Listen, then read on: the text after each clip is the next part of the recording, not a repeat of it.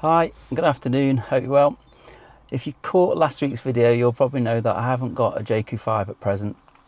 I've got a Suzuki Vitara EV, so I thought I'll just make a series of 5 videos for that. So this is the first of those 5, and just basically tell you how I'm getting on with this electric vehicle. I've done just coming up to 500 miles in it now.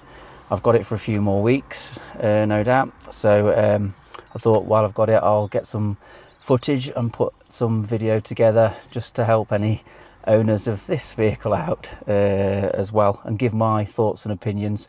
I'll also do a Jaecoo 5 comparison video and put the Suzuki Vitara EV up against the Jaecoo 5.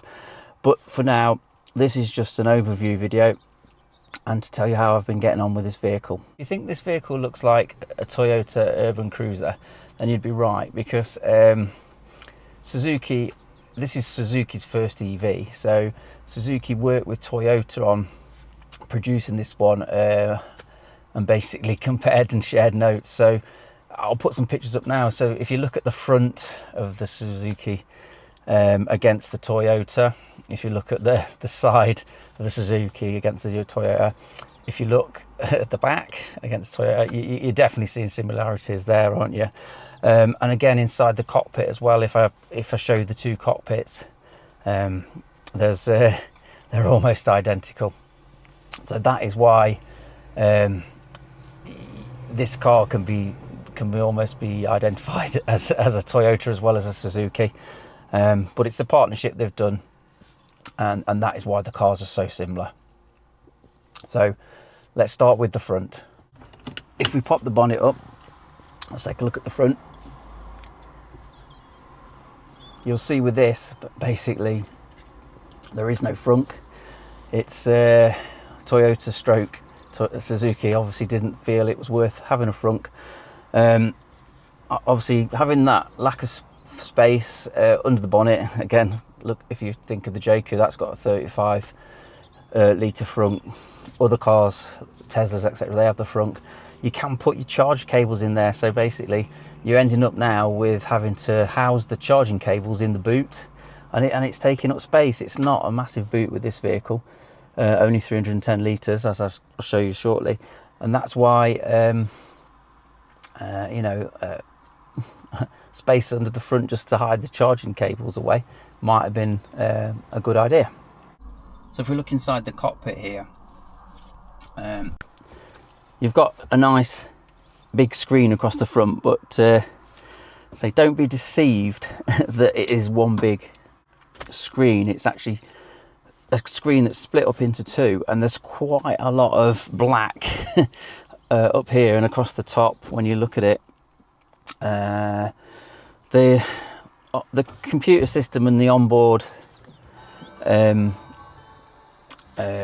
audio and everything, basically when you fire up the vehicle, it gives you a 360. In terms of the speed of the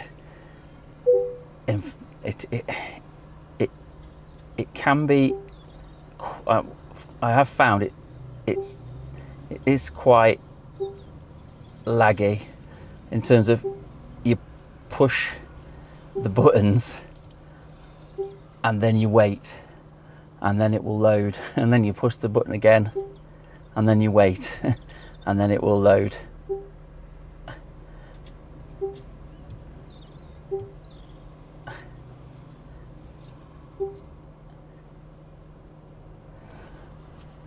So in terms of systems, so it's got all your lane departure, your lane assist, your cruise control, etc. It's got some nice physical buttons here, so you could, up and down control the fan speed like that. That one, obviously the AC, recirculation of the air, front and rear windows, and then this one here, pressing it down or up, controls the temperature. And then there's a physical button for the audio, and in the center there, the hazards. Lights are automatic, wipers on this side, and then the steering wheel itself is very square. It's chunky and very square. So you're either gonna love or hate the steering wheel in a Marmite style. And then over on this side you've got the window controls and the mirror controls and locking the doors. So it's a very, very standard layout. I wouldn't say it's very futuristic, but it does the job, you know. And down here in the center console here, you've got a charging pad. You've got the 2 cup holders, but the cup holders don't have any sort of restraining strips or anything in there. So if you put a cup in there, it is going to wobble about. If you put a bottle in there, it wobbles about and you get noise. You've got basically everything on this vehicle apart from the 4-wheel drive on this vehicle. And then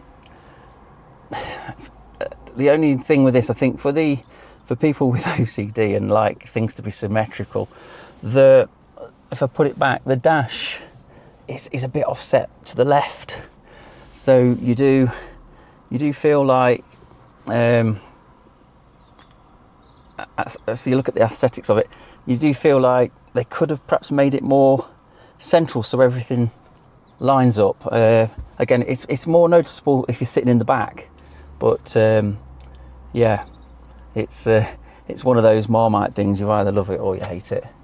In terms of the audio system, this one's got an Infinity 7 speaker, so you get the speakers up on the dash, two door speakers, 2 rear door speakers, and then in the boot there's a subwoofer.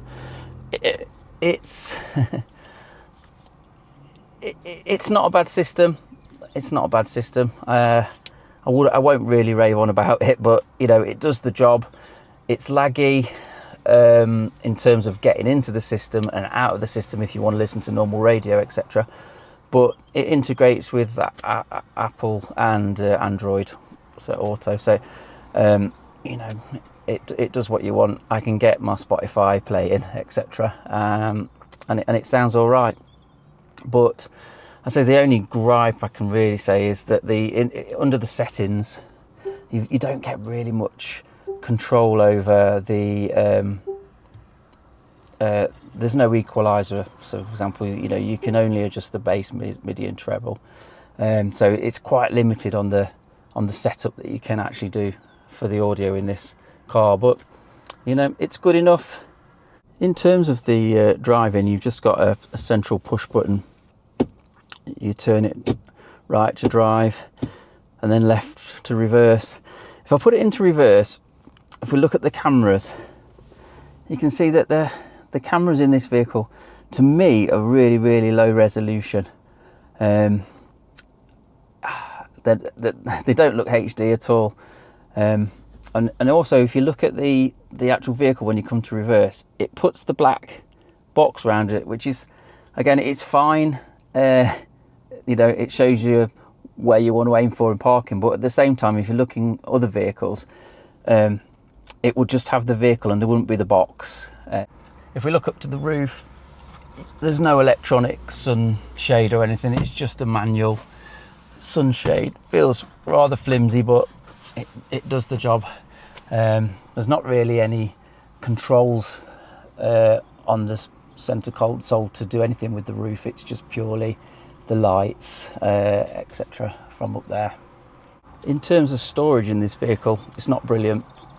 Let's just review that. Obviously, I've already showed you there's no frunk. Glove box is not massive. Obviously, you just fit the manuals and locking wheel nuts, etc. in there, but there's a glove box there. And then you've got the Infinity speaker there. I don't feel that the door pockets are overly massive. If I get out the trusty bottle of Lucozade, you know, you can get squeeze 2 bottles of Lucozade in there, but I don't think you wouldn't get a big bottle or anything in there. And then moving back into the center console, obviously I said earlier there's those, but as you can see, because there's nothing restricting it, the bottles are a standard bottle, do not wobble around. And then if you come down further, you've got some storage in there. And then, like the Jaecoo, etc., there's storage underneath on a tray.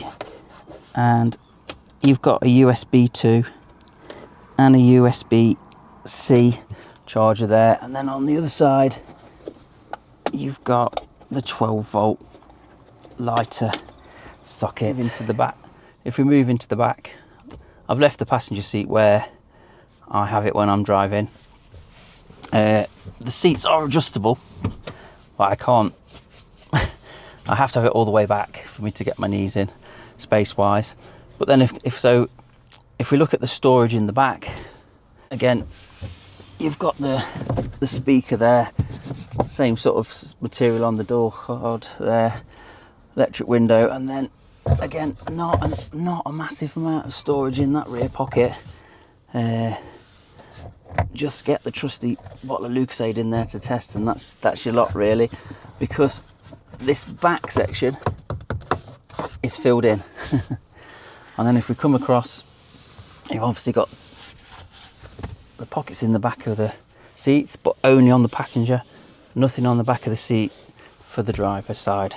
And then here, one USB 2 in the centre, one USB-C, and then a pocket which you'd fit a small phone in underneath there. And again, same on the other side. So that pretty much sums up the back of the car. It's a 40-40-20 split on the back of the seat, so there's no cup holders that are separate. You pull the seat down, and the cup holders here are built into the back of the seat. If I reach for the trusty Lucozade again, as you can see, they go in there, but again, there's nothing to restrain the bottle once it's in there, so it just wobbles around when you're driving, which can be a little annoying. You've got the pull down handles either side and a light either side, and it's the same in the front. It's just the one handle there, and on the driver's side there isn't anything on that side. So that sums up inside the car. So it's not a bad material, it's pretty comfy. Again, I'm tall, so there's not many cars that you know, suit the length of my leg. Again, this is just the same. I don't get much support on the leg in the front or the back, so it's one of those where on long journeys it'll probably give me backache. Is inside the boot, as you can see, the charger cable is getting in the way, and there's not really much space underneath to squeeze that in, but you might be able to, but I think it would be a bit of a squeeze. So, you know, it's got the towing bar, etc. things built in. This comes with 3. I may have 2 I may have 2 other towing bars in there, but yeah. And then at the side here we have the infinity subwoofer, bag hook, and then a light this side. If you're wondering what these are, I can show you them now, but these are just put in, so if you extend the boot by moving the seats forward and leaning them down, this just creates a bridge over the seats and gives you a better loading area, but it does mean there is a bit of a drop, and you're sacrificing space with this actually in the vehicle. I'll do a separate case test, etc., and show you the boot in more detail, but if you remember, I did a test with the Jaecoo, and the Jaecoo would fit the cases. I'll do a similar test with that in next week's video, but just looking at this now, it doesn't look like this is anywhere near the same capacity as the Jaecoo, and I think also you would struggle with a dog. It's quite tight for a Labrador sized dog. It's not an automatic boot, so we'll just close that. On this model, it's got the 19-inch 225 50R. You've only got 21 centimetres of ground clearance. In terms of the key for the vehicle, it's just quite a small key with the only 2 options of unlock or lock the vehicle. And then on this side, there's a slider which you can use to take the actual manual key out should the key fob go flat.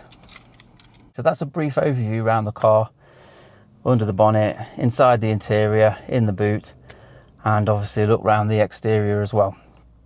And then in terms of what the vehicle's like to drive, it's okay. It's okay. You know, it's not the fastest car in the world. It's not the slowest car in the world. It's got a range of around 220 miles, 230 miles. Not the fastest of chargers. I think you're looking about, on a decent charger, you're looking about 45 minutes on a fast charger. And then obviously 4 or 5 hours, 6 hours, depending on how low the battery is on your wall charger at home. There's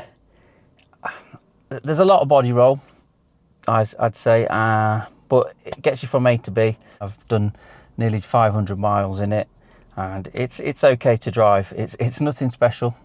There's a lot of body roll. When I first got it, I'll be honest, it did feel like I was driving a Hippo.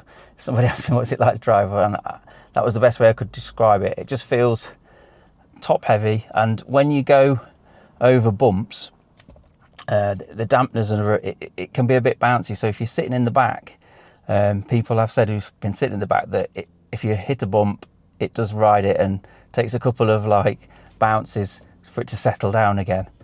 But yeah, on the whole, it's not bad to drive. It's been getting me from A to B, and it's not a bad car. I don't really know who the target market is for this vehicle. I'd say personally it's too small for a family. The reason I say that is because of taking pushchairs, cases, etc. in the boot. It's not a very big boot. And again, people with large dogs, I don't think the dog would fit very well in the boot. I think you'd be fine with small pets, but not large dogs. And as far as I can see in the console, there's nothing clever like pet mode or anything, where you can leave the vehicle and it puts something up on screen and that says like, I'm away from the vehicle, but it's keeping it cool, etc. But I think people who like the Suzuki brand are going to love this car.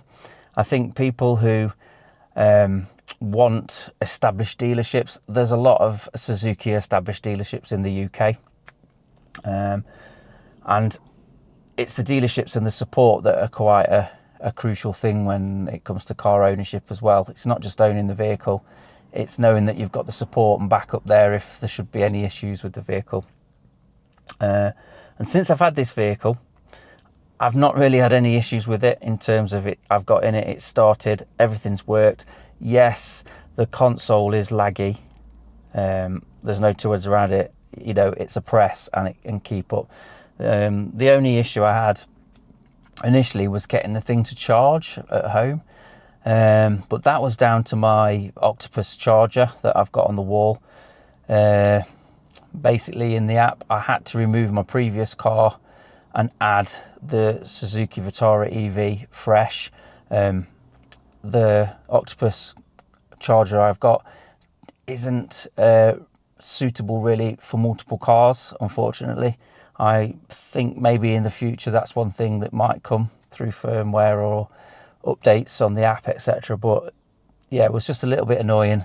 For the first 2 nights I had the car, I was putting it on charge. It was giving me a scheduled charge. I was coming to the vehicle in the morning and it was still, you know, as I'd left it charge wise. But that seems to have resolved itself over time now. So say I've had this vehicle just over 2 weeks now, done 500 miles, and it's fine to drive. So I hope you find that overview of some use. And as I say, I'm going to do a 0 to 60 test, a range test. I'll look at the luggage shortly in terms of what load capacity you have got in this car, and I'll break that down further. And then I'm going to do a Jaecoo versus Suzuki Vitara EV test, and we'll see how that this rates with the other one. I hope that's been of some use. Anyway, thanks for watching. If it's been of use, please give us a like and subscribe. and I'll see you real soon.